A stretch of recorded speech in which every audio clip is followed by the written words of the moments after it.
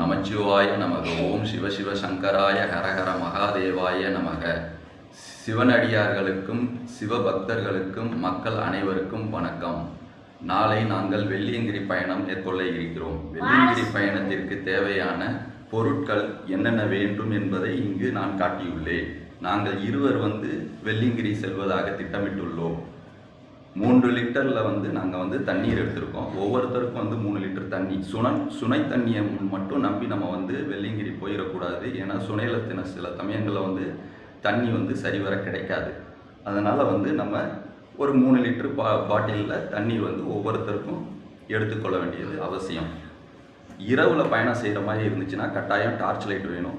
ஆளுக்கு ஒரு torch light வச்சுருக்கோம். ஓகேங்களா? நாங்கள் பார்த்தீங்கன்னா நாளைக்கு காலையில் வெள்ளியங்கிரி மலை ஏற போகிறோம்.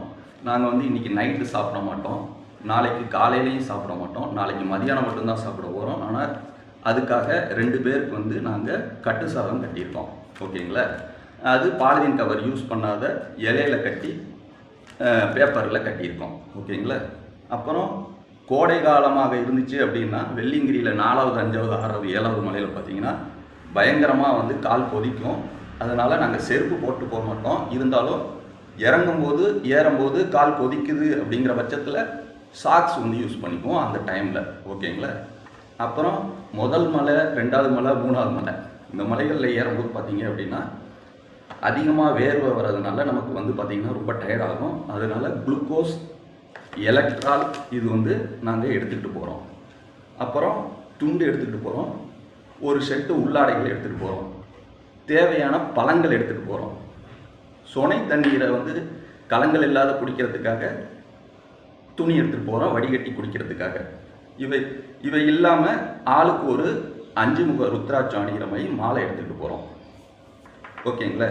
இது இல்லாத உங்கள்கிட்ட செல்ஃபோன் சார்ஜரோ பவர் பேங்கோ இருந்துச்சுன்னா நீங்கள் எடுத்துகிட்டு போகலாம்.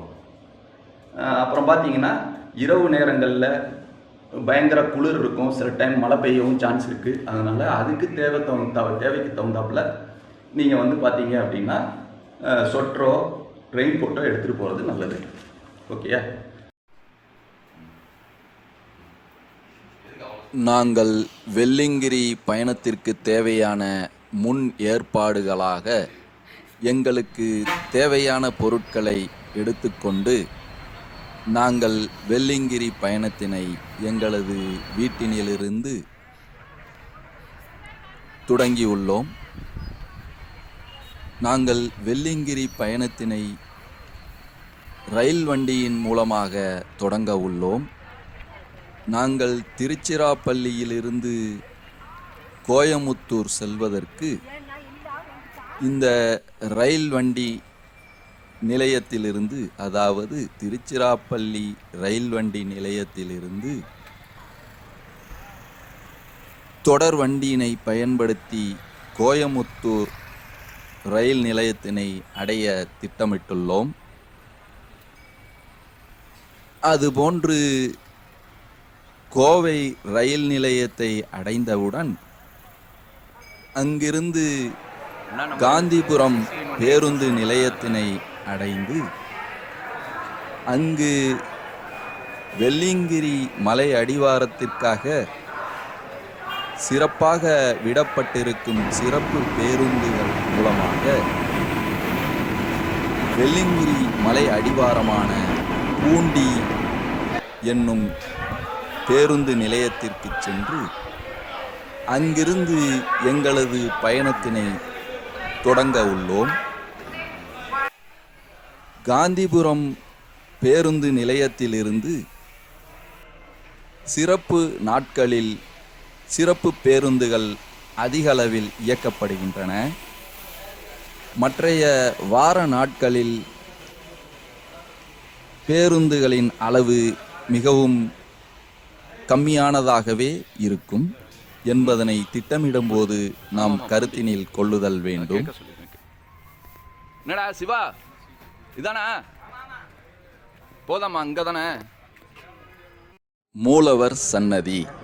கிரிமலை எனப்படும் மூலவர் சன்னதியானது 5.4 கிலோமீட்டர் தூரம் சுமார் 6000 அடி உயரம் கொண்ட மலை உச்சியினில் இயற்கையான தோரண வாயிலும் கோபுர வாயிலும் அமையப் பெற்று ஒரு குகையினில் சுயம்பு லிங்கங்களாக எழுந்தருளப் பெற்றுள்ளது.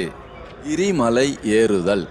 மூலவர் சன்னதிக்கு பிப்ரவரி முதல் மே மாதம் முடிய பக்தர்கள் சென்று வரலாம். மலை ஏறுவோர் திருக்கோயிலில் இருந்து விற்பனை செய்யப்படும் மூங்கில் தடியினை வாங்கிக் கொண்டு மலை ஏறலாம். நல்ல ஆரோக்கியமும் திடகாத்திரமும் உள்ள ஆண்களும் பெண்களில் குழந்தைகள் மற்றும் வயதானவர்கள் மட்டுமே மலையேற அனுமதிக்கப்படுவர். சிறப்பு: தென் கைலாயம் என்றும் தேவர்கள் முனிவர்கள் வாழுமிடம் என்றும் உமையவள் வேண்டுதலின்படி இறைவன் திருநடனம் ஆடி அருளிய வெள்ளியம்பலம் என்றும் போற்றப்படுகின்றது. தீர்த்தம்: ஆண்டி சுனை, கைத்தட்டி சுனை, பாம்பாட்டி சுனை, பூண்டி சுனை ஆகிய தீர்த்தங்களால் இத்தலம் சிறப்பு பெற்றுள்ளது.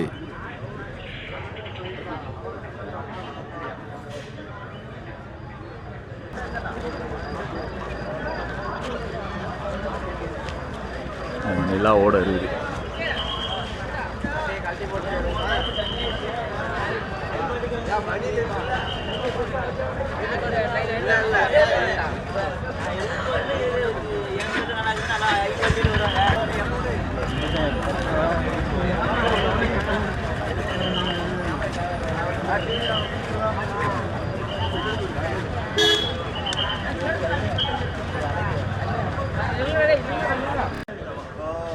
வெள்ளியங்கிரி பயணத்தினை தொடங்குவதற்காக பூண்டி மலை அடிவாரத்திலுள்ள வெள்ளியங்கிரி கோவிலின் கோபுர வாசல் வழியாக கோயிலினுள் நுழைகின்றோம்.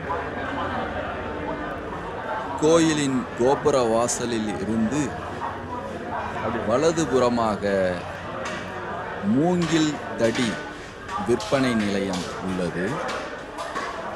இந்த வெள்ளியங்கிரி மலையினை நாம் சிறப்பாக ஏறி இறங்குவதற்கு இந்த மூங்கில் களிகளின் அவசியம் நமக்கு மிகவும் அவசியமானதொன்றாகும். ஏன் எனில் வெள்ளியங்கிரி மலை ஏறுவதும் இறங்குவதும் மிகவும் சவாலான ஒன்றாக நமக்கு அமைந்துவிடும்.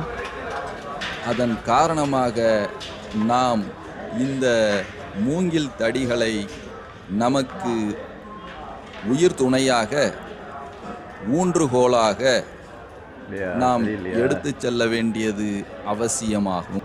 நாங்கள் எங்களுக்கு தேவையான மூங்கில் தடியினை தேர்வு செய்து எடுத்துக்கொண்டோம்.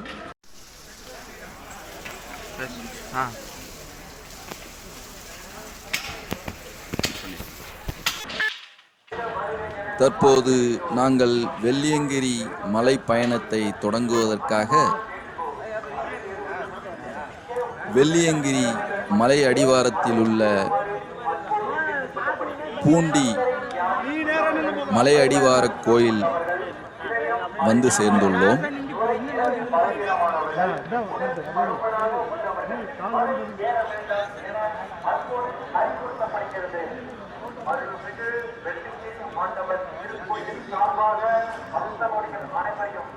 பூண்டி மலை அடிவார கோயிலில் அருள்மிகு வெள்ளியங்கிரி ஆண்டவர் மற்றும் அருள்மிகு மனோன்மணி அம்மன் மற்றும் அருள்மிகு பூண்டி விநாயகர் ஆகிய தெய்வங்கள் கீழே நமக்கு அருள்பாலிக்கின்றார்கள்.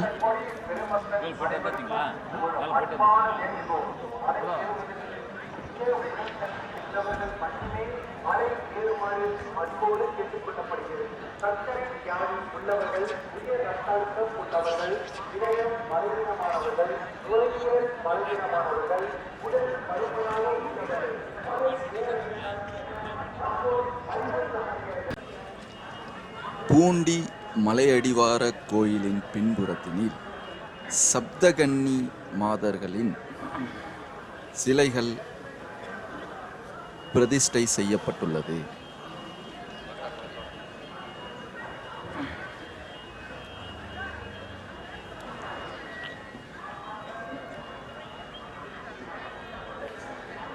இந்த பூண்டி மலையடிவார கோயிலின் பின்புறத்தினில் அன்னதானம் வழங்கும் அன்னதான கூடம் உள்ளது. இந்த கோயிலின் பின்புறத்தில் நாம் தற்போது இந்த திரையினில் பார்த்து கொண்டிருக்கும் கல்வெட்டானது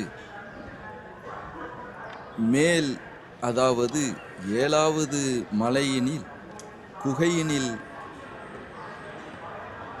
இருக்கும் சுயம்பு லிங்கங்கள் எவ்வாறு மக்களுக்கு தென்பட்டது என்பதனை காட்டும்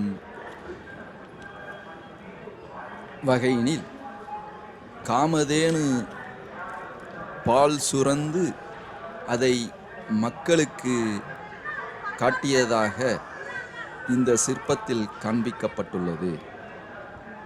பூண்டி மலை அடிவாரத்தின் அமைந்திருக்கும் இந்த கோவிலின் வடக்கு பாகத்தில் வெள்ளியங்கிரி மலை ஏறுவதற்கான படிக்கட்டுகள் அமைக்கப்பட்டுள்ளன. இங்கு மலையேறும் பக்தர்களுக்கான அறிவிப்பு பலகை அமைக்கப்பட்டுள்ளது.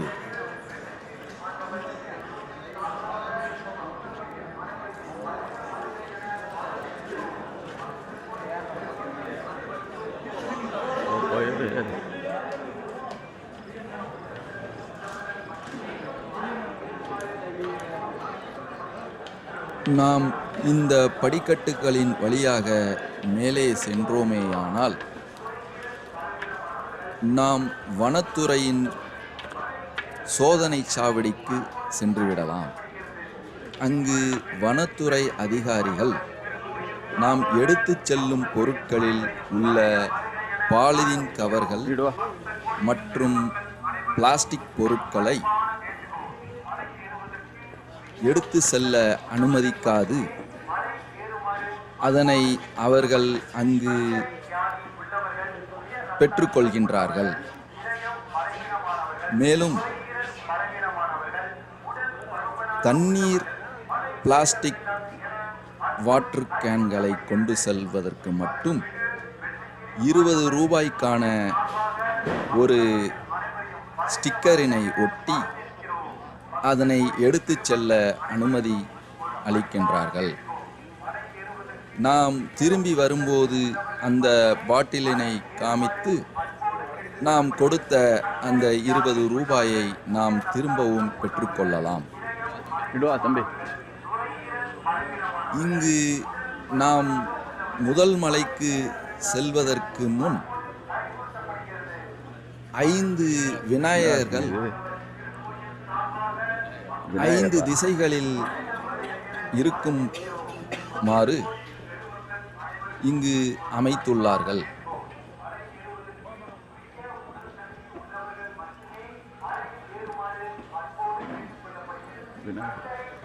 இந்த 5 விநாயகர்களை தரிசனம் செய்துவிட்டு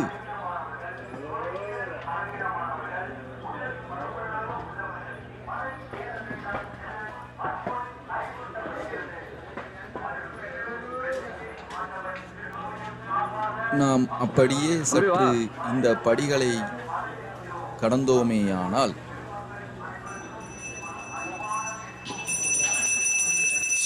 சோதனை சாவடிக்கு நேர் எதிர்புறமாக ராசிக்கல் தூண் அமைக்கப்பட்டுள்ளது. இந்த ராசிக்கல் தூண் ஒரு தாமரை பீடத்தினில் 12 ராசிகளும் பொறிக்கப்பட்டு அதன் மீது 9 நவகிரகங்களையும் பிரதிஷ்டை செய்துள்ளார்கள்.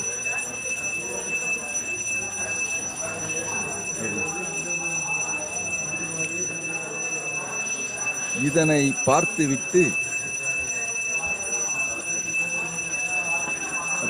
நாம் நமது சோதனைகளை முடித்துவிட்டு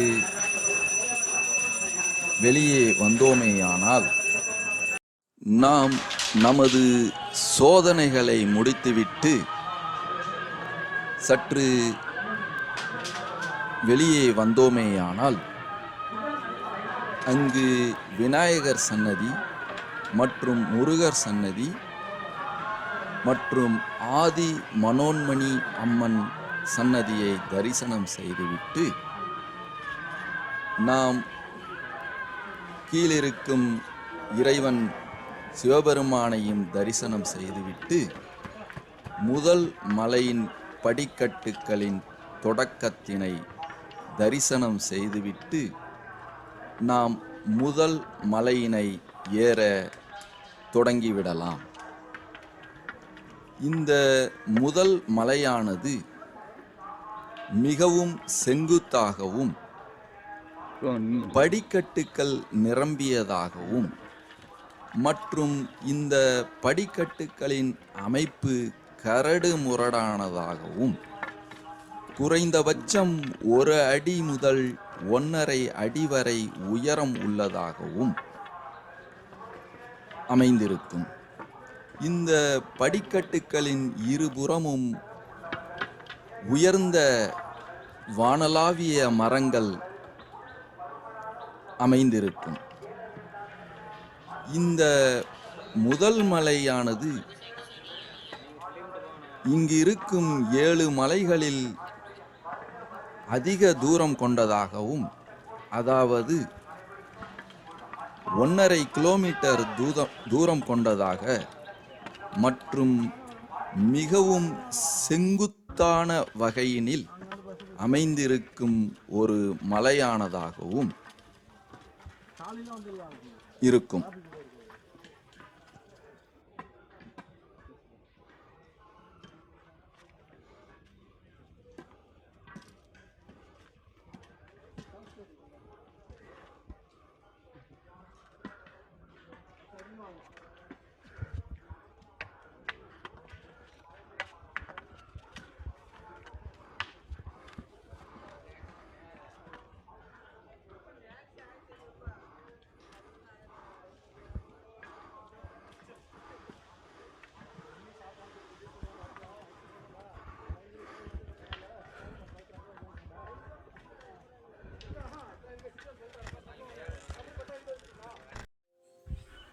நாம் முதல் மலையினை ஏறிக்கொண்டிருக்கும்போது ஒரு 275 படிகள் ஏறியதன் பிறகு ஒரு சிறிய பாலம் போன்ற ஒரு அமைப்பினை நாம் காண முடியும். அப்படி நாம் அந்த பாலம் போன்ற அமைப்பினை அடைந்தோமேயானால் நாம் முதல் மலையினில் 1/3 பங்கு தூரத்தினை கடந்துவிட்டோம் என்பதனை நாம் அறிந்து கொள்ளலாம். மீதமுள்ள 2 பங்கு தூரத்தினை நாம் கடந்தாக வேண்டும் என்பதனை நாம் நிர்ணயித்துக் கொள்ளலாம். நான் இங்கு வெள்ளியங்கிரி மலைக்கு செல்லும் சிவபெருமானின் பக்தர்களாகிய நாம் எவ்வாறு செல்ல வேண்டும் என்று ஒரு சில பாயிண்ட்டுகளை இங்கு தொகுத்து வழங்கியுள்ளேன்.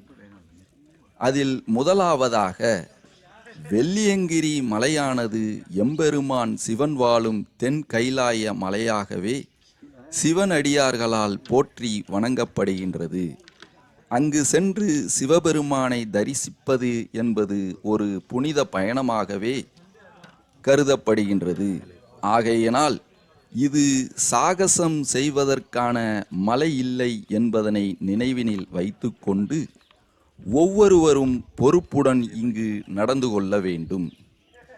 இரண்டாவதாக, சித்தர்களும் யோகிகளும் முனிவர்களும் மற்றும் ரிஷிகளும் தாங்கள் யோக நிலையினில் முத்தியடைந்து தங்களது உடலின் 7 சக்கரங்களின் வழியாக உடலை உதறி சமாதி நிலையினை அடைந்து மோட்சத்திற்கு செல்வதுண்டு. ஆனால் இங்கு வெள்ளியங்கிரி மலையிலோ பக்தர்கள் தங்களது உடலுடன் வெள்ளியங்கிரி மலையிலுள்ள 7 ஏற்ற இறக்கங்களை, அதாவது 7 சக்கரங்களை கடந்து பக்தி நிலையினில் திளைத்து பஞ்சலிங்கங்களை தரிசனம் செய்து மனம் மகிழ்ந்து மோட்ச நிலையினை அடைந்து ஆனந்தம் அடையும் இடமாக கருதப்படுகின்றது. இதுவே வெள்ளியங்கிரி மலையிலுள்ள 7 சக்கரங்களின் அல்லது 7 மலைகளில் மறைந்திருக்கும் இரகசியமாக கருதப்படுகின்றது. மூன்றாவதாக 7வது, அதாவது 7 மலைகளை கடந்தாலே நாம் இறைவனை தரிசிக்க இயலும். வெள்ளியங்கிரியில் நாம் பயணிக்க இருக்கும் இந்த 7 மலைகளின் தத்துவம் என்னவென்றால், கீழே உள்ள முதல் மலையினை நாம் நமது உடலில் உள்ள மூலாதார சக்கரமாகவும், 2வது மலையினை சுவாதிஷ்டானம் சக்கரமாகவும், 3வது மலையினை மணிப்பூரகம் சக்கரமாகவும், 4வது மலையினை அநாகதம் சக்கரமாகவும், 5வது மலையினை விசுக்தி சக்கரமாகவும், 6வது மலையினை ஆக்ஞா சக்கரமாகவும் மற்றும் 7வது மலையினை சாகஸ்ராணத் சக்கரமாகவும் பறைசாற்றும் விதமாகவும் இந்த தத்துவமானது நமது மோட்ச வாழ்விற்கு வழிகாட்டும் தியான முறையினை நமக்கு நினைவூட்டும் விதமாக அமையப்பெற்றுள்ளது. 4வதாக, வெள்ளியங்கிரி பயணம் வெற்றிகரமாக அமைய மன வலிமையுடன் சரியான உடல் தகுதியும் அதனுடன் இறைவனின் அனுமதியும் வேண்டும். ஏனெனில் வெள்ளியங்கிரி பயணத்தினை மேற்கொண்ட பலர் முதல் மலையுடன் அல்லது 2வது மலையுடன் அல்லது 3வது, 4வது, 5வது அல்லது 6வது, ஏன் 7வது மலையுடன் திரும்பியவர்களும் உண்டு. இங்கு நாம் முதல் மலையினை வெற்றிகரமாக கடந்துவிட்டோம். முதல் மலையின் முடிவில் உள்ள வெள்ளை விநாயகர் கோயில் நாம் அடைந்து விட்டோம். இந்த வெள்ளை விநாயகர் கோயிலானது முதல் மலையின் முடிவாகவும் 2வது மலையின் தொடக்கமாகவும் அமைந்துள்ளது. இந்த வெள்ளை விநாயகர் கோவில் நாம் அடைந்து விட்டோமே, ஆனால் முதல் மலையினை கடந்து விட்டோம்.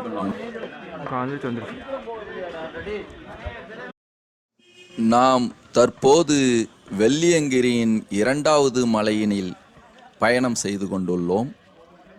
வெள்ளியங்கிரியின் 2வது மலையானது சில இடங்களில் சமவெளிகளாகவும் பல இடங்களில் படிக்கட்டுகளாகவும் அமைந்திருக்கும். முதல் மலையுடன் ஒப்பிடும்போது இந்த 2வது மலையானது தூரத்தில் சற்று குறைவானதாகவும், மேலும் இது செங்குத்தானதாக இல்லாமல் சற்று சரிவானதாக அமைந்துள்ளதால் சற்று சிரமமின்றி பயணிப்பதற்கு ஏதுவாக அமைந்திருக்கும். இந்த 2வது மலையினில் நாம் பயணிக்கும்போது மலையின் இருபுறங்களிலும், அதாவது பாதையின் இருபுறங்களிலும் அடர்ந்த மரங்களும் மூங்கில்களும் ஆங்காங்கே இருக்கும். ஆகையினால் இதனை மூங்கில் வனம் என்றும் கூறுவதுண்டு. தற்போது நாம் நமது 5வது பாயிண்ட்டுக்கு செல்வோம். இங்கு நாம் வெள்ளியங்கிரி பயணம் மேற்கொள்ளும்போது இங்கு வரும் யாரும் மற்ற வேறு யாரையும், அதாவது உறவினர்கள் மற்றும் நண்பர்களை வெள்ளியங்கிரி மலைக்கு வலுக்கட்டாயமாக அழைத்து செல்ல நினைக்காதீர்கள். அது மிகவும் தவறானதொரு செயலாகும். ஒருவேளை அவர்கள் உங்களுடன் வருவதாக கூறினால் மட்டும் அவர்களின் உடல் தகுதியினை அறிந்து அழைத்து செல்லலாம். 6வதாக, வெள்ளியங்கிரி மலைக்கு செல்ல இருப்பவர்கள் குறைந்தது 1 மாதத்திற்கு நடைப்பயிற்சி மற்றும் மூச்சுப் பயிற்சி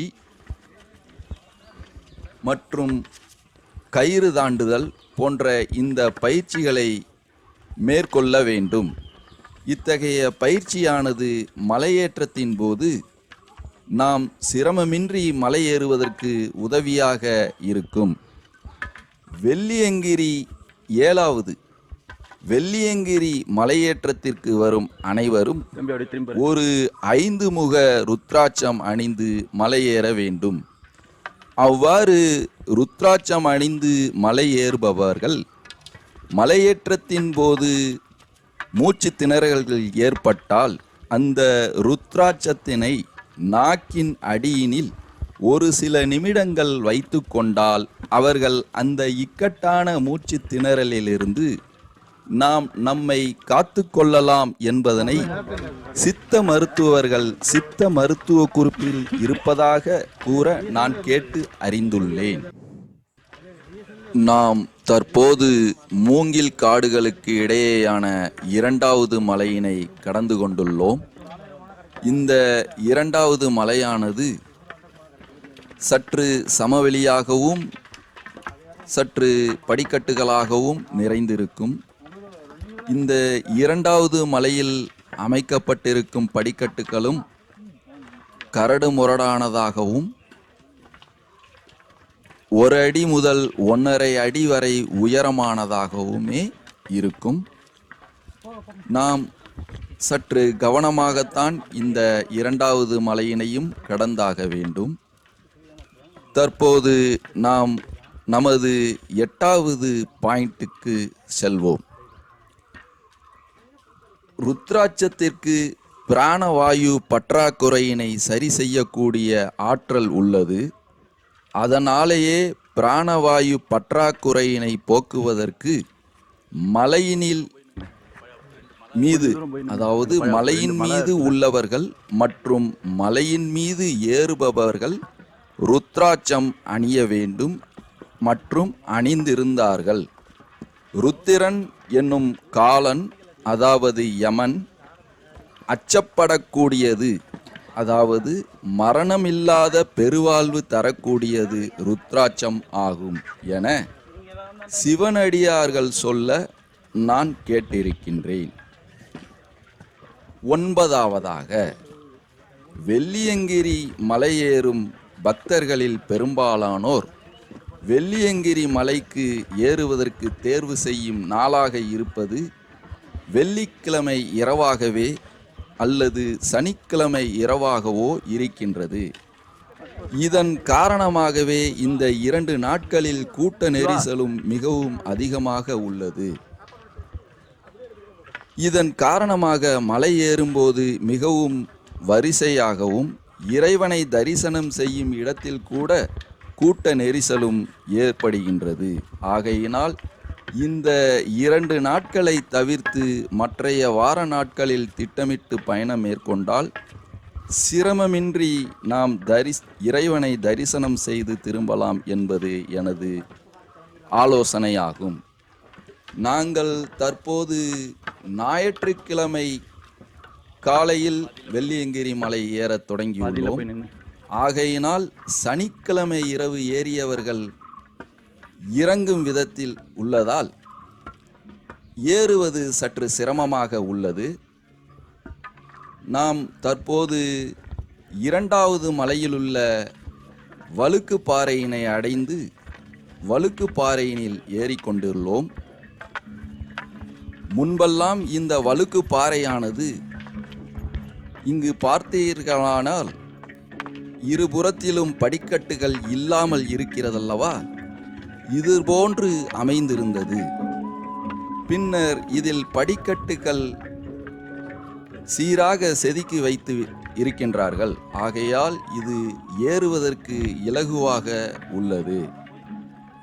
இந்த வழுக்குப்பாறை ஏறி முடித்துவிட்டால் 2வது மலையில் முக்கால்வாசி மலையினை நாம் ஏறிவிட்டோம் என்று நாம் தீர்மானித்துக் கொள்ளலாம்.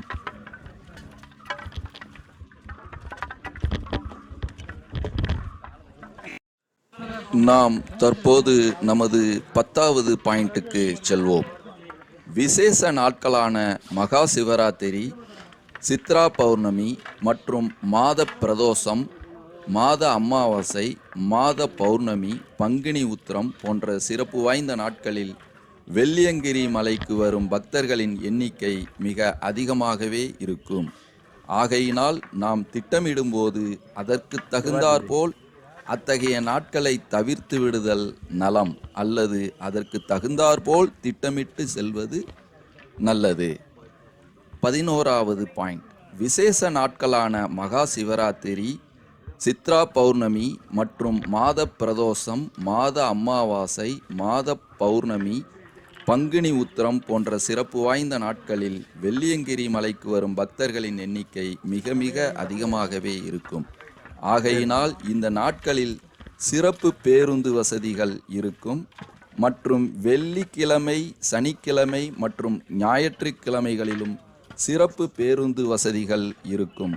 மற்றைய வார நாட்களில் பேருந்து வசதிகள் சற்று குறைவாகவே இருக்கும் என்பதனை நாம் திட்டமிடும்போது கருத்தினில் கொள்ள வேண்டும்.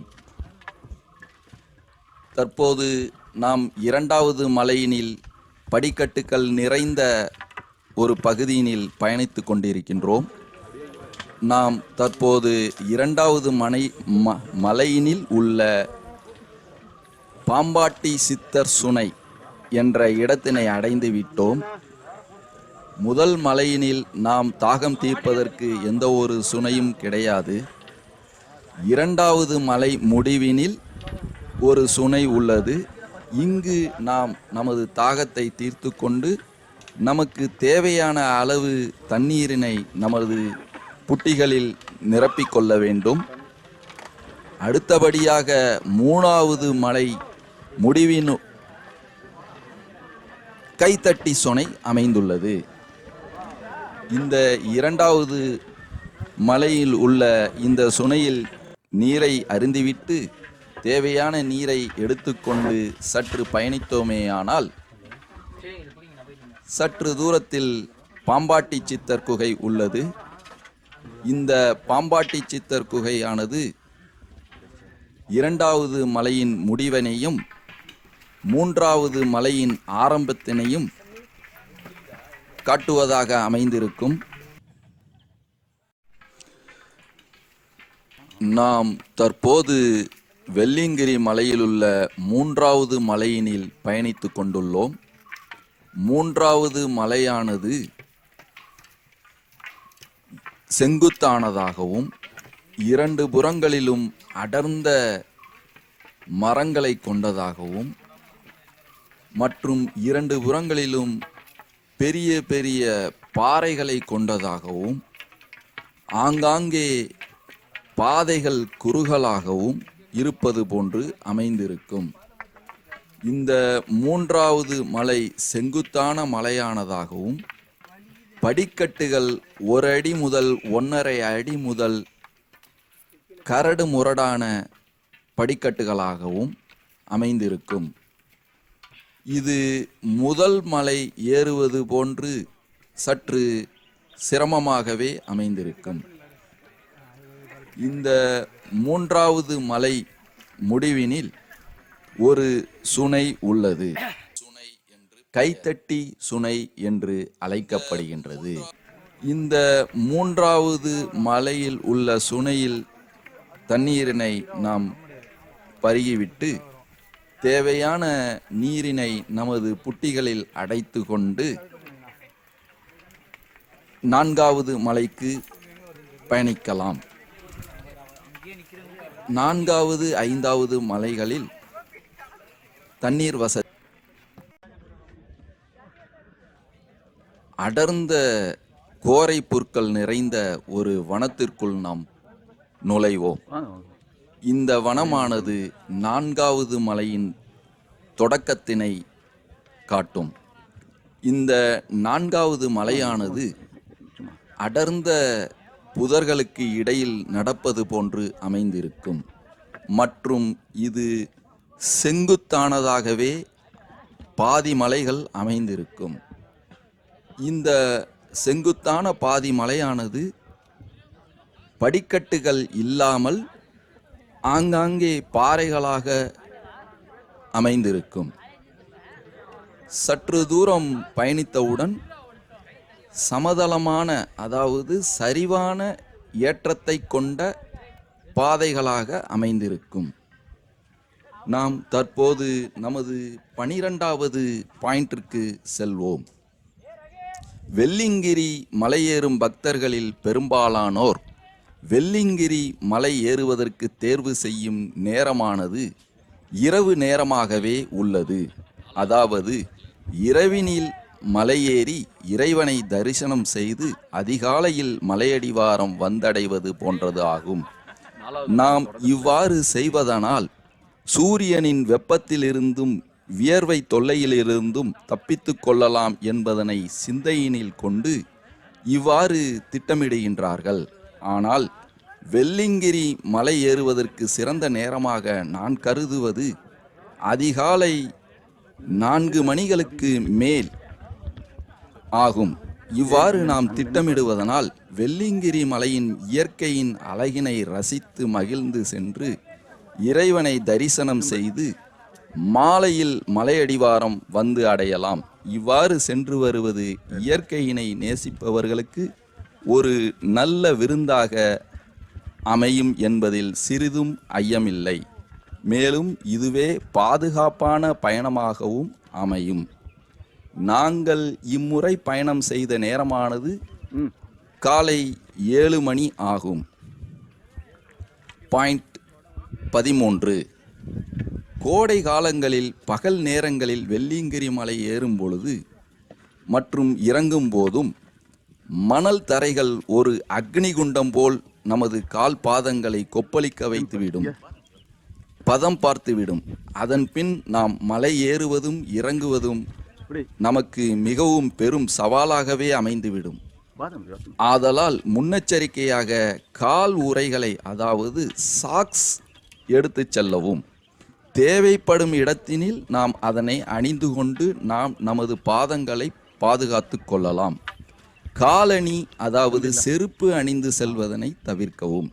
ஏனெனில் அது நம்மளை மலையேறும் பொழுது மற்றும் இறங்கும் போதும் சறுக்கி விழ வைக்கும். முடிந்தவரை வெள்ளியங்கிரி மலையேற்றத்தில் அதிகாலை தொடங்குவதும் மலை இறங்குவதனை மாலையில் இறங்குவதும் போன்று திட்டமிட்டு செயல்படுவது நமக்கு மிகவும் சிறப்பானதாக அமையும்.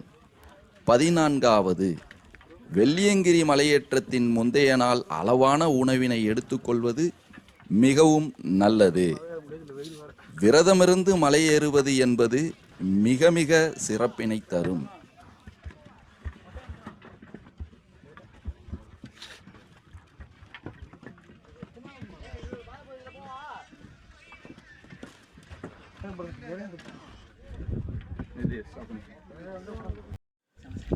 நாம் தற்போது 4வது மலையின் முடிவில் உள்ள ஒட்டன் சித்தர் சமாதியை அடைந்து விட்டோம்.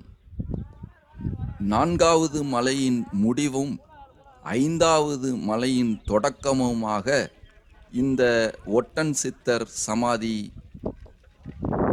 கருதப்படுகின்றது. இந்த ஒட்டன் சித்தர் சமாதியிலிருந்து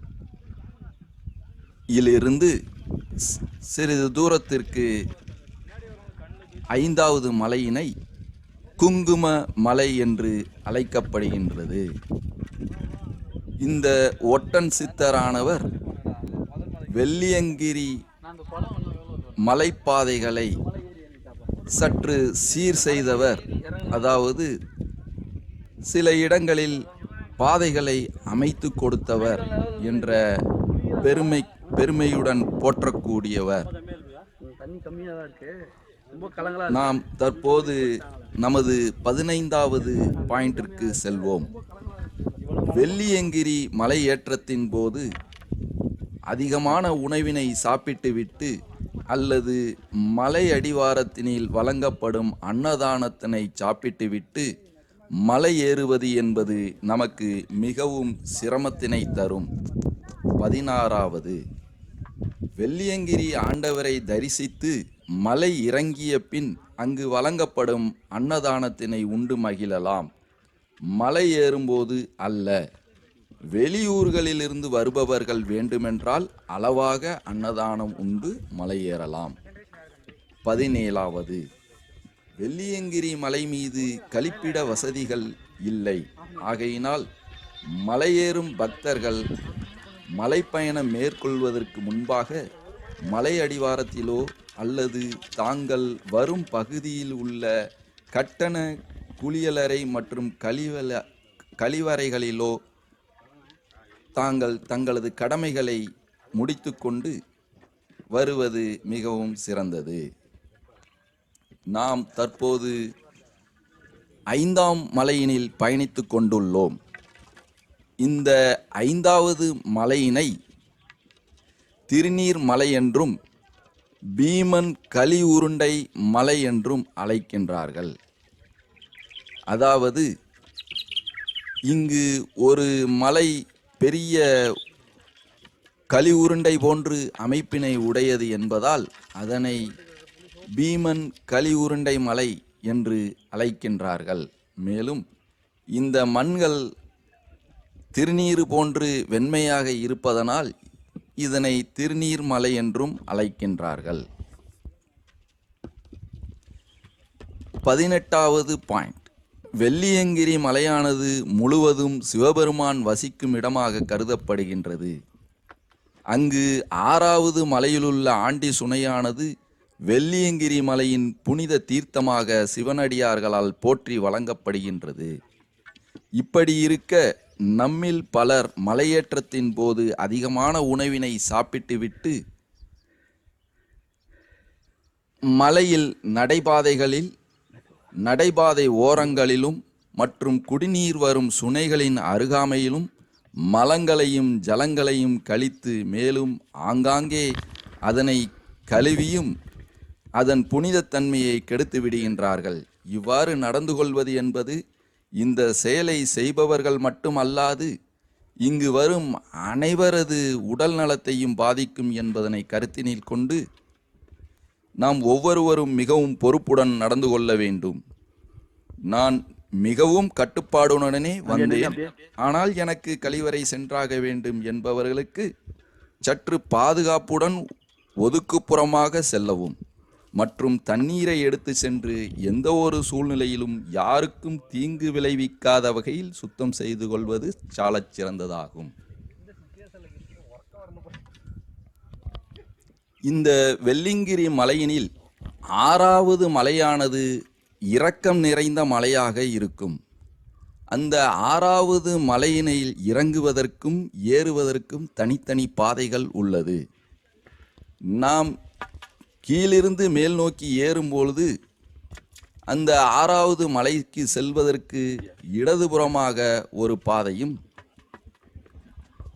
மேலிருந்து வருபவர்கள் வலதுபுறம் உள்ள பாதையை பயன்படுத்தி செல்வது போன்று பாதை அமைப்பு இருக்கும். நாம் தற்போது 5வது மலையிலுள்ள பீமன் களி உருண்டை மலையினை நெருங்கிவிட்டோம்.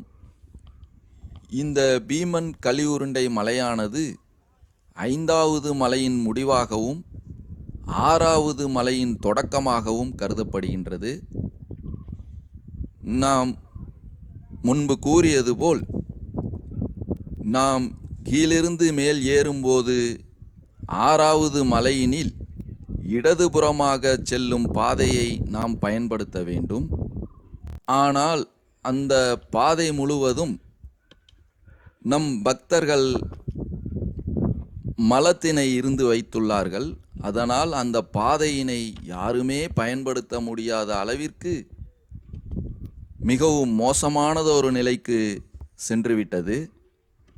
தயவு செய்து இனி வரும் காலங்களில் நம் பக்தர்கள் இந்த மாதிரி நடைபாதைகளில் மலஜலங்கள் கழிப்பதை தவிர்க்குமாறு கேட்டுக்கொள்கின்றேன்.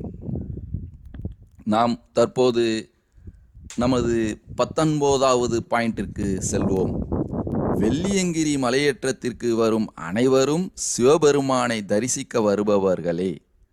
சுனைகளில் அடிதடியில் ஈடுபடாது வரிசையில் நின்று தங்களது தண்ணீர் பாட்டில்களை நிரப்பிக்கொண்டு தாகம் தீர்த்து கொள்ளவும்.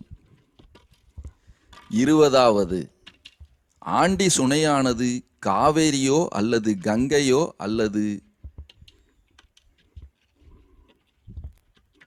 பெரிய நதியோ கிடையாது. ஆண்டி சுனையானது ஒரு சிறியதான ஒரு குட்டை. அதில் நீச்சல் அடிப்பது, குதிப்பது போன்ற செயல்களில் ஈடுபட வேண்டாம். அவ்வாறு செய்வதனால் அந்த சுனை நீரானது மிகவும் கலங்கி உங்களைப் போன்ற மற்றவர்கள் குளிக்கவும் தகுதியில்லாதாகிவிடுகிறது. ஆண்டி சுனையினில் குளிக்கும் யாரும் அவர்களது துணியினை சுனையினில் விட்டு செல்வது என்பது மிகவும் பொறுப்பற்ற ஒரு செயலாகும். அவ்வாறு செய்வது அதன் புனித தன்மையை கெடுத்துவிடும். மேலும் அது ஒரு பாவச் செயலாகும். வெள்ளியங்கிரி மலையடிவாரத்தில் போதுமான இலவச வாகன நிறுத்துமிடம் உள்ளது. ஆகையினால் சொந்த வாகனங்களில் வருபவர்கள் மலை அடிவாரத்தினில் தங்களது வாகனங்களை நிறுத்திவிட்டு பயணத்தினை தொடரலாம். நாம் தற்போது 5வது மலையின் முடிவினில் இருக்கின்றோம். இந்த 5வது மலையானது அதிகபட்சம் சமதளமாகவும் ஆங்காங்கே சற்று இறக்கமாகவும் இருக்கும். 5வது மலையின் இடதுபுறம் போகும்போது இடதுபுறம் முழுவதும் அதல பாதாளமாகவும் வலதுபுறத்தில் சீத்தை வனம் என்று சொல்லும் வனமும் உள்ளது. 5வது மலையிலிருந்து நமது வெள்ளியங்கிரி மலையின் முடிமலை என்று சொல்லப்படும் 7வது மலையினை நாம் கண்டு ரசிக்கலாம்.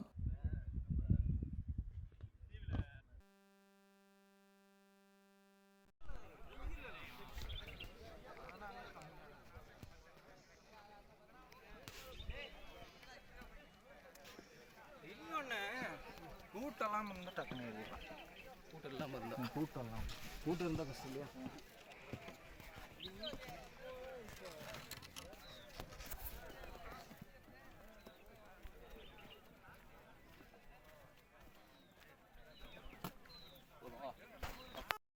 நாம் தற்போது வெள்ளியங்கிரி மலையிலுள்ள 5வது மலையினில் பயணித்து கொண்டுள்ளோம். நாம் நமது 22வது பாயிண்டிற்கு செல்வோம். வெள்ளியங்கிரி மலையடிவாரத்தில் போதுமான கட்டண பொருட்கள் பாதுகாப்பு வைப்பிடம் உள்ளது. வெளியூர்களிலிருந்து வருபவர்கள் அங்கு தங்களது பொருட்களை பத்திரமாக வைத்துவிட்டு பயணத்தை தொடங்கலாம். 23வது, வெள்ளியங்கிரி மலைக்கு செல்லும் பக்தர்கள் அவர்களுக்கு தேவையான குடிநீர் மற்றும் உணவு மற்றும் மற்றைய அத்தியாவசிய தேவைகளை கட்டாயமாக தங்களுடன் எடுத்து செல்ல வேண்டும். மற்றும் அவரவர் உடைமைகளை அவரவர்கள் பாதுகாப்பாக வைத்து கொள்ளுதல் வேண்டும். 24வது, வெள்ளியங்கிரி மலையினில் 2வது மலையிலிருந்து 7வது மலையின் தொடக்கம் வரை ஆங்காங்கே கடைகள் அமைக்கப்பட்டிருக்கும். இந்த கடைகளில் எலுமிச்சை ஜூஸ், நீர்மோர், கம்மங்கூழ், சுக்கு காப்பி போன்ற பானங்கள் கிடைக்கும். மற்றும் மாங்காய், நெல்லிக்காய் போன்ற பழங்களும் கிடைக்கும். இவைகளை அவர்கள் மலையடிவாரத்தில் இருந்து கொண்டு வந்து விற்பதனால் விலைகள் சற்று அதிகமாகவே இருக்கும். ஆகையினால் நாம் விலையினை பற்றி கவலைப்படாமல் அவர்களை ஊக்குவிக்கும் விதமாக நாம் அவற்றினை தாராளமாக வாங்கி சாப்பிடலாம். 25, பெண்கள் வெள்ளியங்கிரி பயணத்தினை மேற்கொள்ளலாமா என்றால் நான் கூறுவது யாதெனில், வெள்ளியங்கிரி மலையினில் போதுமான வசதிகள் இல்லை, பாதுகாப்பு இல்லை மற்றும் மலை ஏறுவதற்கான உடல் தகுதி வேண்டும் என்பதனை எல்லாம் கருத்தினில் வைத்துக்கொண்டு அதற்கு தகுந்தாற்போல் திட்டமிடுதல் நலம் அல்லது தவிர்ப்பது சிறந்தது.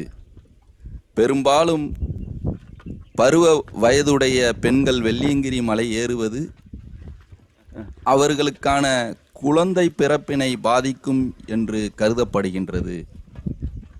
நாம் தற்போது 6வது மலையை நெருங்கிவிட்டோம். 6வது மலையானது இறக்கங்கள் கொண்டது.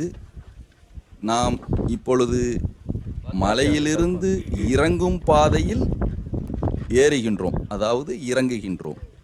இன்னொரு பாதை நான் சொன்னது போல் தம்பி தண்ணியில் இறங்கிறத மற்றவர்கள் பயன்படுத்த தகுதியில்லாததாக நம்மளை போன்றவர்கள் ஆக்கிவிட்டார்கள். அதனால் இறங்கும் பாதையில் ஏறுகிறோம் என்றால் இந்த 6வது மலை இறங்கி ஏற வேண்டும். இந்த 6வது மலையின் முடிவினில் ஆண்டி சுனை உள்ளது. இந்த 6வது மலை இறக்கமானது அடர்ந்த வனம் போன்று காட்சியளிக்கும். நாம் அந்த வனத்தினுள் பயணம் செய்து கொண்டுள்ளோம். சிவா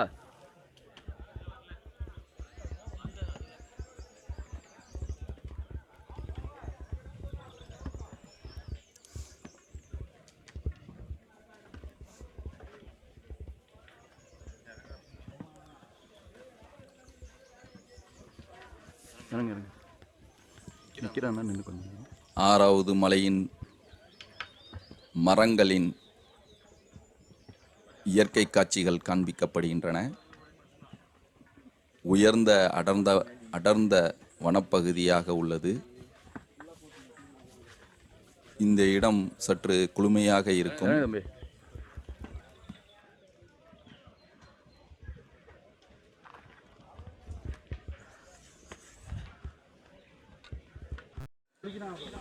நாம் தற்போது ஆண்டி சுனையின் அருகினில் உள்ளோம்.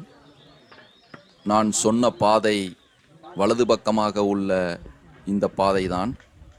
இதுதான் மலை ஏறும்போது நாம் இறங்க வேண்டிய பாதை. தற்போது இது உபயோகப்படுத்த முடியாத நிலையினில் உள்ளது. இதுதான் ஆண்டி சுனை. ஆண்டி சுனையில் போதுமான நீர் இல்லை.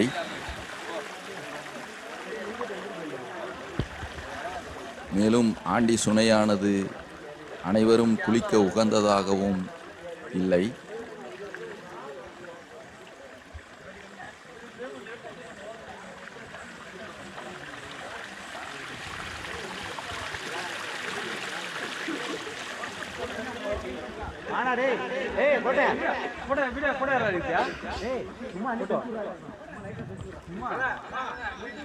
ஆண்டி சுனையை சுற்றி அவர்கள் உபயோகப்படுத்திய துணிகளை குப்பைகளாக அங்கே சாமிக்கு எரிந்திருப்பதை நாம் பார்க்க முடிகிறது.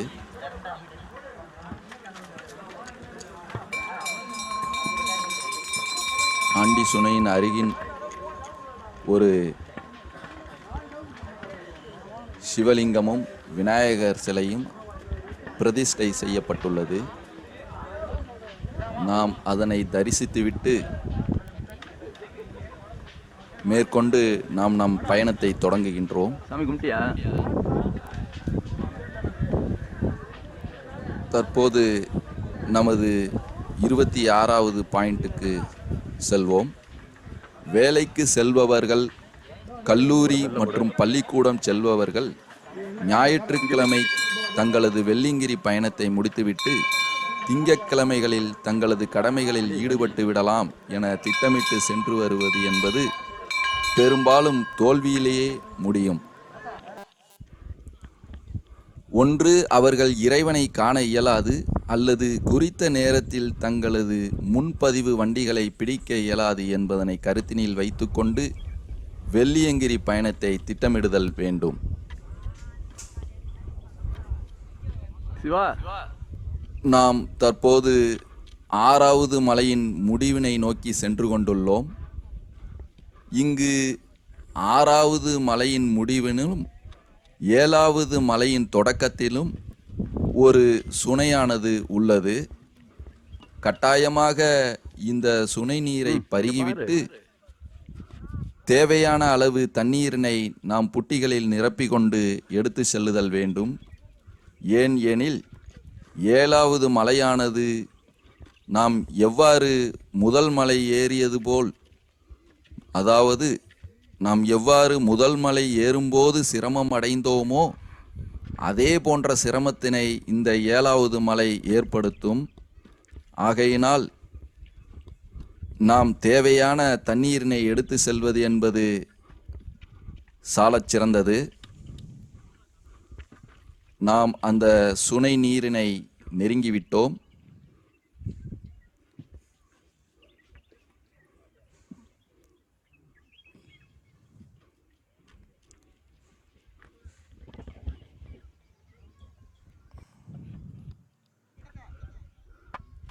இருபத்தி 7வது பாயிண்ட். வெள்ளியங்கிரி மலையானது எம்பெருமான் ஈசனே மன அமைதிக்காக வந்து அமர்ந்து தியானம் செய்த புண்ணிய மலையாக கருதப்படுகின்றது.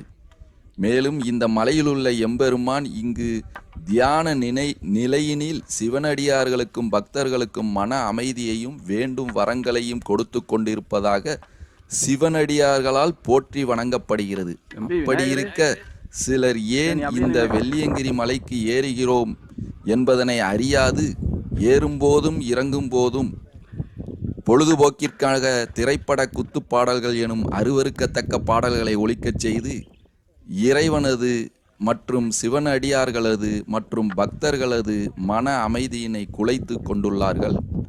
இச்செயலை அறிந்தும் அறியாமலும் என்று சொல்ல இயலாது, அறிந்தே செய்து கொண்டுள்ளார்கள் என்றுதான் சொல்ல வேண்டும்.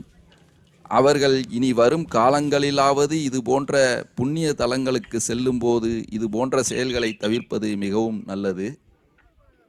நாம் தற்போது 7வது மலையிலுள்ள தான் தோன்றி விநாயகர் ஆலயத்தில் நின்று கொண்டுள்ளோம். இந்த விநாயகரை தரிசனம் செய்துவிட்டு நாம் 7வது மலை பயணத்தை தொடங்க உள்ளோம். நாம் தற்போது சாமியின் முடிமலை கிரிமலை என்று அழைக்கப்படும் 7வது மலையினில் பயணம் செய்து கொண்டுள்ளோம். இந்த 7வது மலையினை ஒரு லிங்கமாகவே கருதப்படுகின்றது. அதாவது பிருத்திவி லிங்கமாக கருதப்படுகிறது. பிருத்திவி லிங்கம் அப்படி என்றால் மண் லிங்கம் என்பது பொருளாகும்.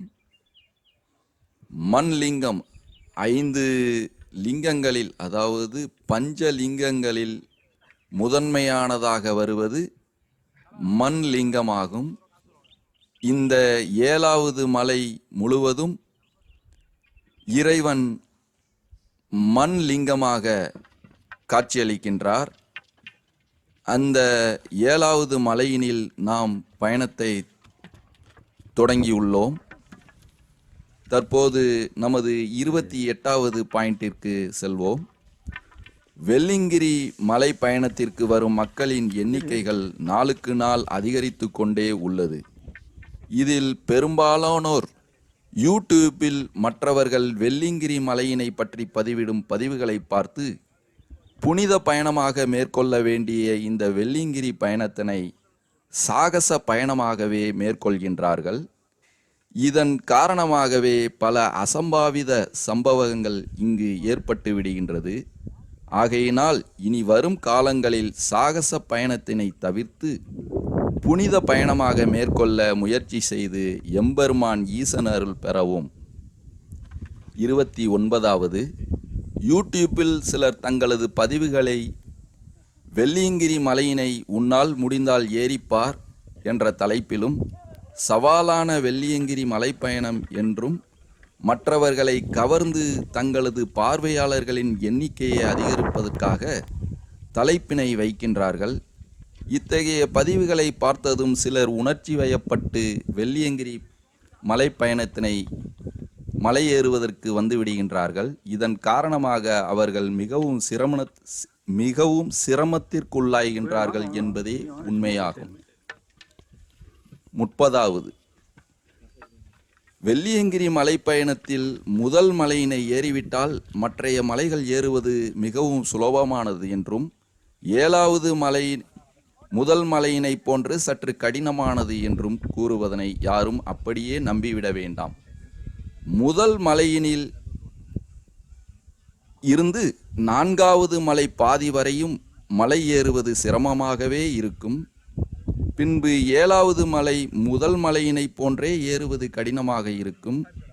இதேபோன்று இந்த மலையிலிருந்து இறங்குவதும் மிகவும் சிரமமாக இருக்கும் என்பதனை நாம் கருத்தில் கொள்ளுதல் வேண்டும். இங்கு நான் எவ்வாறு ருத்ராட்சத்தினை நமக்கு மலை ஏற்றத்தின் போது மூச்சு திணறல் ஏற்படும் போது நாவின் அடியில் வைத்து கொள்ள வேண்டும் என்பதனை காண்பித்துள்ளேன். தற்போது 31வது பாயிண்டிற்கு நாம் செல்வோம். வெள்ளியங்கிரி மலையேறினால் மூச்சு திணறல் ஏற்பட்டு இறந்து விடுவார்கள் என்ற ஒரு வதந்தி சமீப காலமாக பரவி வருகிறது. இதனை மையமாக வைத்துக்கொண்டு யூடியூப்பில் சிலர் பலவாறு தங்களது பதிவுகளை பதிவிட்டு வருகின்றார்கள். இங்கு எனது ஆலோசனை யாதெனில் சுவாச கோளாறு மற்றும் மற்றைய உடல் உபாதைகள் உள்ளவர்கள் வெள்ளியங்கிரி மலைப்பயணத்தினை முற்றிலும் தவிர்ப்பதுதான் நல்லது. மற்றபடி இறப்பு என்பது எங்கு, எப்பொழுது, எப்படி என்பதெல்லாம் இங்கு உள்ளவர்களின் அறிவுரையிலோ அல்லது ஆலோசனையிலோ கட்டாயமாக இல்லை. அது இறைவன் எம்பெருமான் ஈசனது படைப்பில் உள்ளது என்பதனை அறிந்தவன் ஞானியாகின்றான். 32வது வெள்ளியங்கிரி மலையேறும் பக்தர்கள் அதிகரிப்பதாலும் அவர்கள் பயன்படுத்தி தூக்கி வீசும் பாலிதீன் கவர் மற்றும் பிளாஸ்டிக் பொருள்களாலும் இம்மலையின் இயற்கை சூழல் பெரிதும் சீர்கெட்டு வருகின்றது. இயற்கையினை சீரழிக்காமல் இறைவனை வணங்கி பயணம் செய்வது நமது ஒவ்வொருவரின் தலையாய கடமை. போய் உட்காந்து மண்லிங்கம், நிலலிங்கம் என்று அழைக்கப்படும் 7வது மலையினை நாம் பயணித்து கொண்டுள்ளோம்.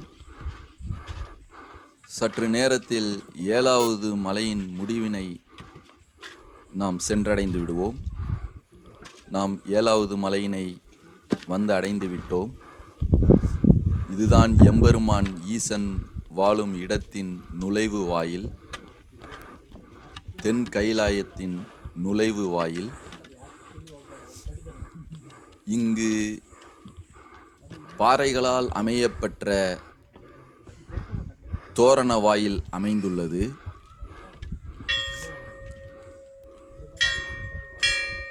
அதனை நாம் இயற்கையாய் அமைந்த தோரண வாயில் என்று அழைக்கின்றோம்.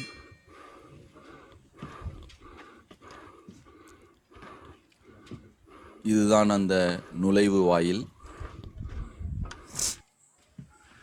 நாங்கள் ஞாயிற்றுக்கிழமை சாயந்தர நேரத்தில் வந்து தம்பி இங்கே 7வது மலையை அடைந்த காரணத்தினால் பக்தர்களின் கூட்டம் நிரம்பி வழியவில்லை. ஏனென்றால் அனைவரும் அவர்கள் பணி நிமித்தம் காரணமாக வெள்ளி, சனி ஆகிய கிழமைகளில் வந்து இறைவனை தரிசித்து இறங்கிவிட்டார்கள். நாம் தோரண வாயிலை நோக்கி நகர்ந்து கொண்டிருக்கின்றோம்.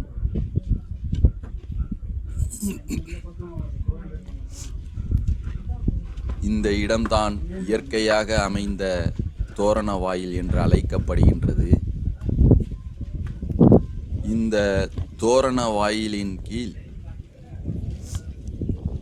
தோரண வாயில் விநாயகர் என்று அழைக்கப்படும் விநாயகப் பெருமான் அமர்ந்து அருள் செய்து கொண்டிருக்கின்றார்.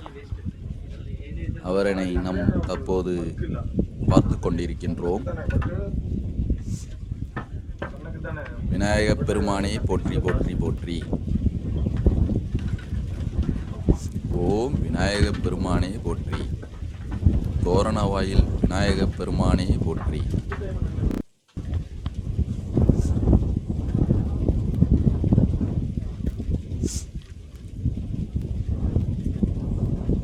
அருமையான ஒரு தரிசனம்.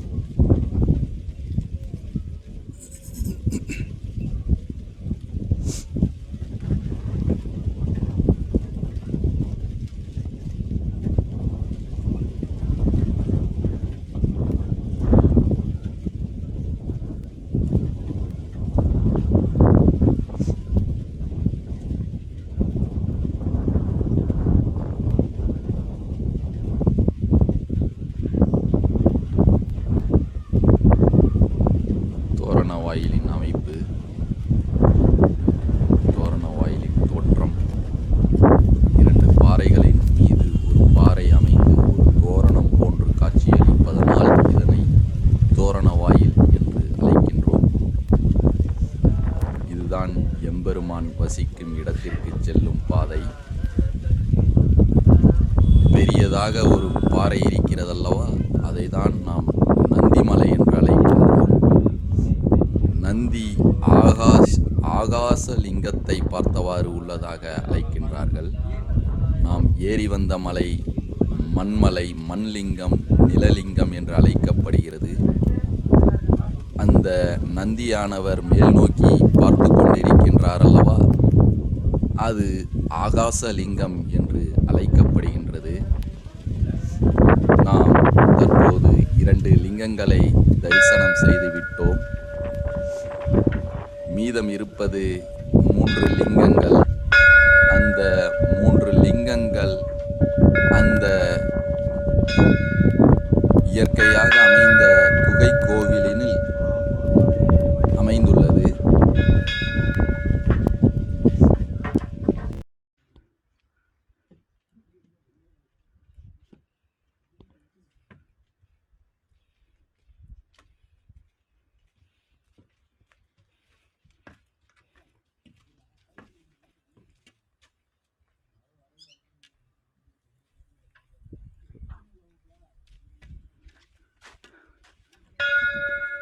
பெல்லு 3 டைம் அடி என்னை பார்த்து.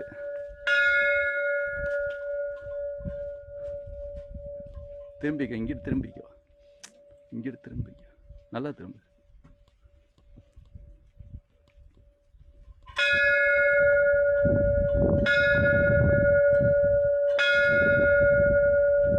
இரு.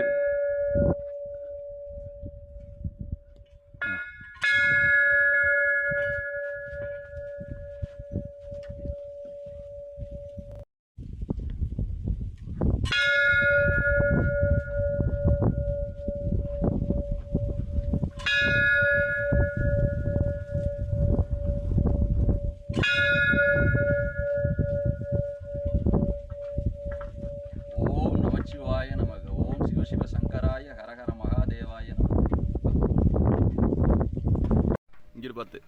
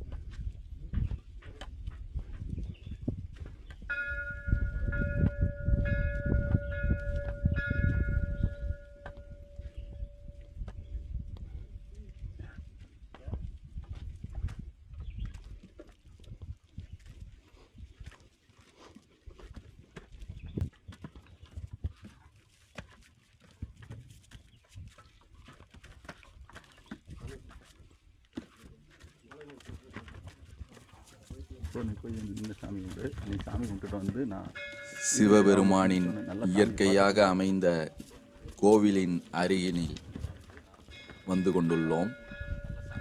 எம்பெருமான் ஈசனை தரிசனம் செய்து கொண்டுள்ளோம். இதுதான் அந்த இயற்கையாக அமைந்த நந்தி எம்பெருமான் மற்றும் இறைவனது குகை கோவில். குகை கோவிலின் உள் இருப்பது 3 சிவலிங்கங்கள். பஞ்சபூத லிங்கங்களில் 2 லிங்கங்களை நாம் தரிசனம் செய்துவிட்டோம். மீதம் இருக்கும் 3 லிங்கங்கள் இந்த குகை கோவிலினுள் அமைந்துள்ளது.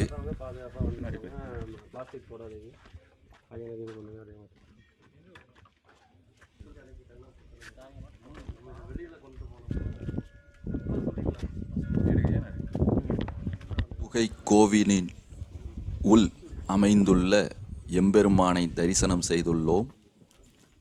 நந்தியம்பெருமான் முன்புறம் அமைந்துள்ள எம்பெருமானவர்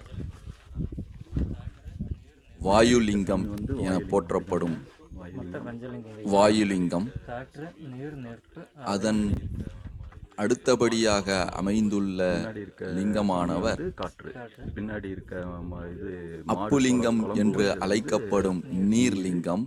இங்கிட்டு இருக்கிறது அதாவது காமதேனுவின் குளம்புகள் பட்டு இரண்டாக பிரிந்திருக்கும் அந்த லிங்கமானது பார்த்தீங்க அப்படின்னா நீர்லிங்கம் என்று அழைக்கப்படுகின்றது. பின்னாடி இருக்கிறது வந்து பார்த்தீங்க அப்படின்னா நீர்லிங்கத்தின் அருகாமையில் தீபத்திற்கு எதிர்புறம் அமைந்திருப்பது அதனால அது 2 மை தெரியும். அது வந்து நீர்லிங்கம்ங்கிறாங்க. இந்த side தேயுலிங்கம் என்று அழைக்கப்படும் சுவாமி வந்து அக்னிலிங்கம். அக்னிலிங்கம்.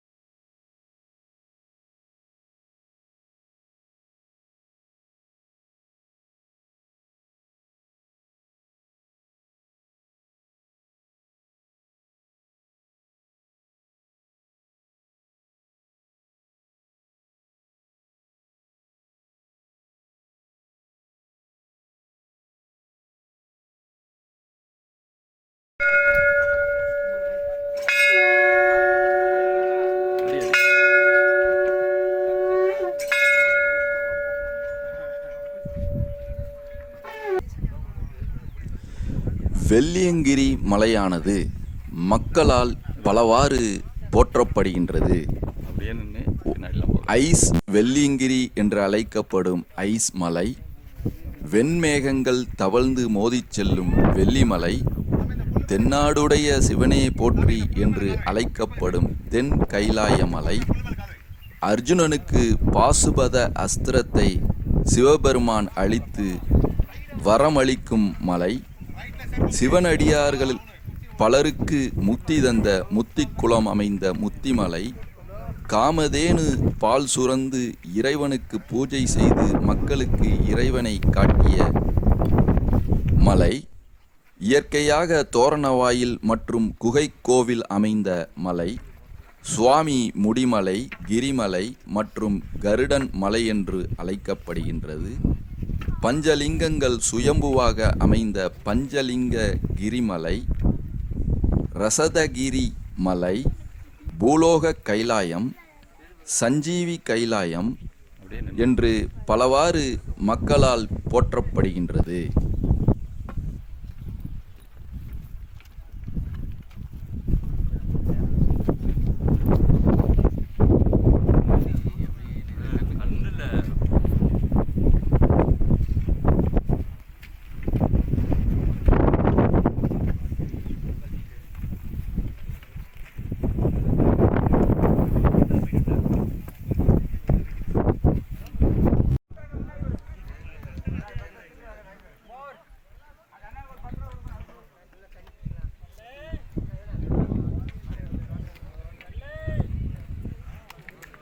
அப்படியே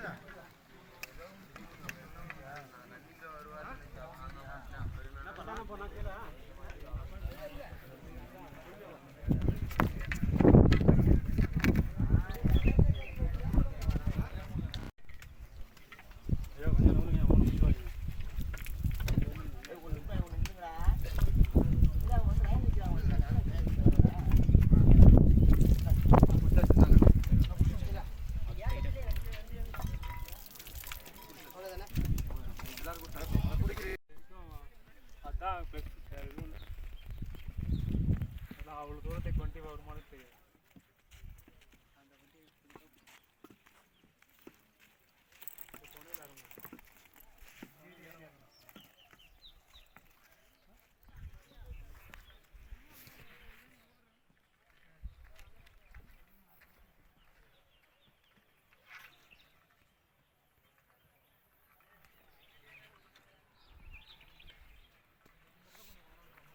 சிவா, ஏய்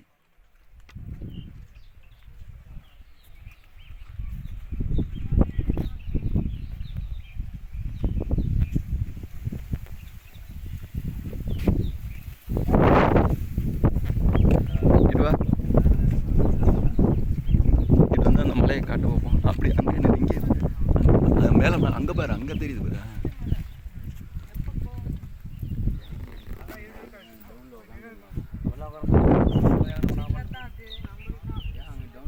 ஓகே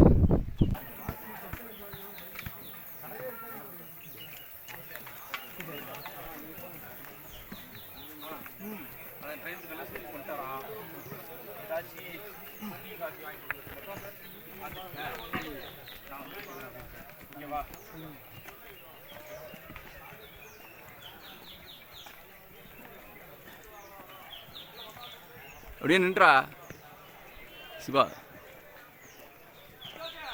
பின்னாடி அவர் பின்னாடி இரு ஓ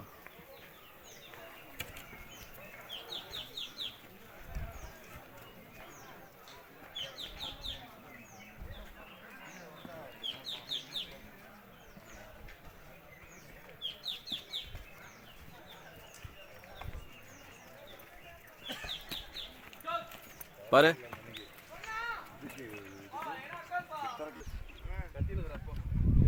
அப்புறமா தான் டிஃபன் பண்றேன் நான்.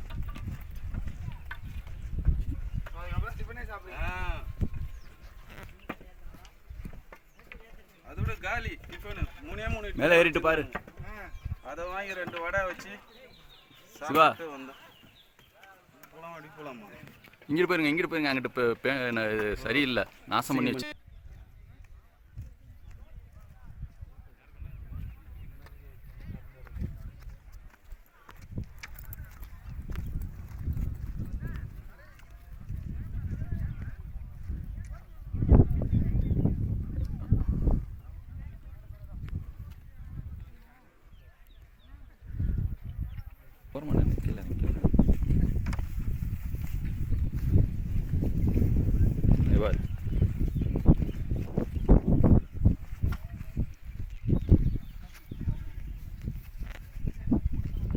லைட்டா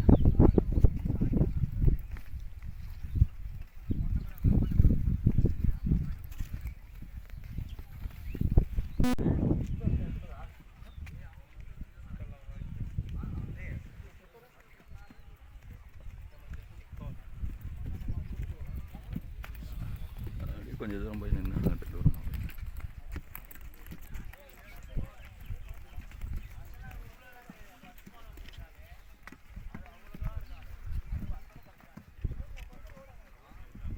சிவா இந்த சைடு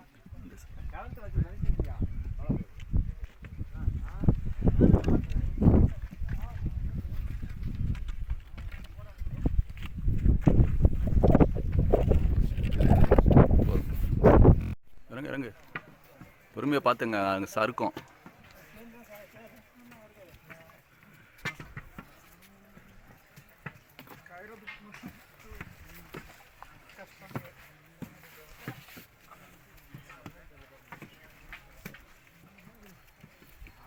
ரொம்ப மோசம்டா இறங்குறது. பார்த்து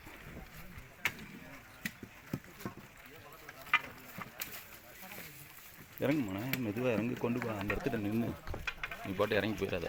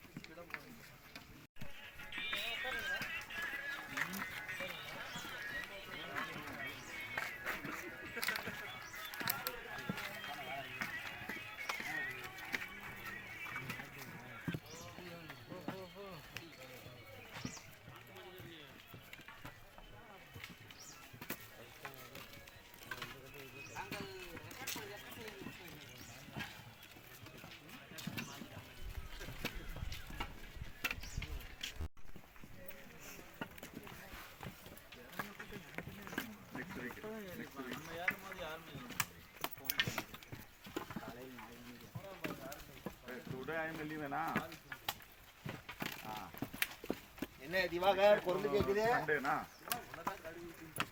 ஏன் திவாகர் இது மலை மேல ஏறதுக்கு நானடா பிளான் பண்ணிருக்கோம். ஆல்ரெடி ஒரு வாட்டி வந்திருக்க, உனக்கு பவர் இருக்கு, நீ வந்த.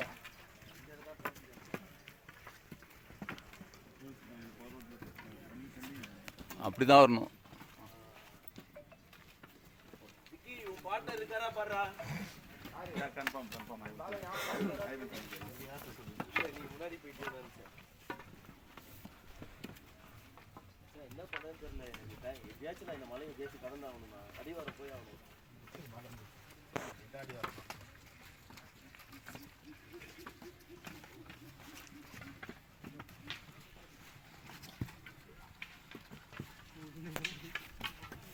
வா வா.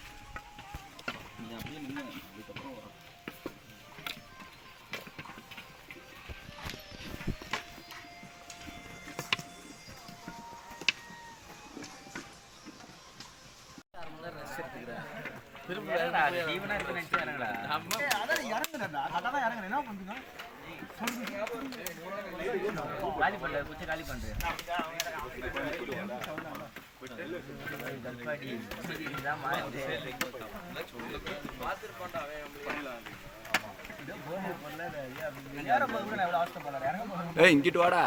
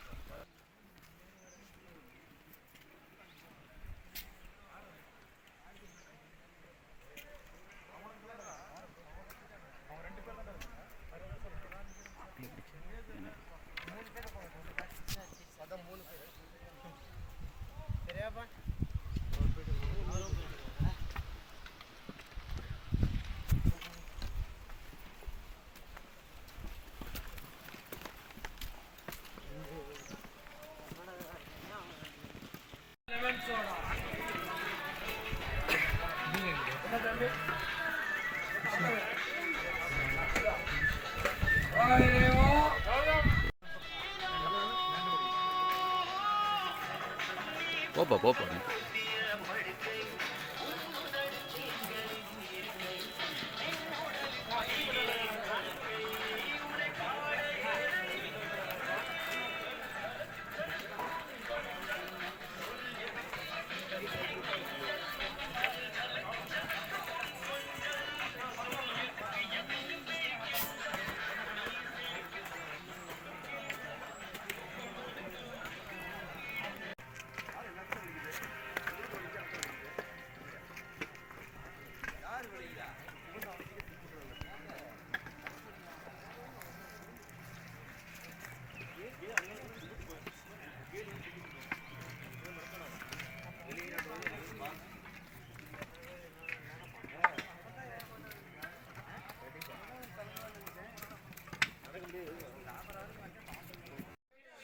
தேவர்களும் முனிவர்களும் ரிஷிகளும் தங்களது சாபத்தை நீக்கிக் கொள்வதற்காக மூங்கில் தடிகளாக இருந்து நமக்கு ஊன்றுகோலாகவும் உயிர் துணையாகவும் இருந்து இறைவனை காண உதவி பெறும் வகையினில் உதவி செய்வதன் காரணமாக அவர்களது சாபம் விமோசனம் அடைகின்றதாக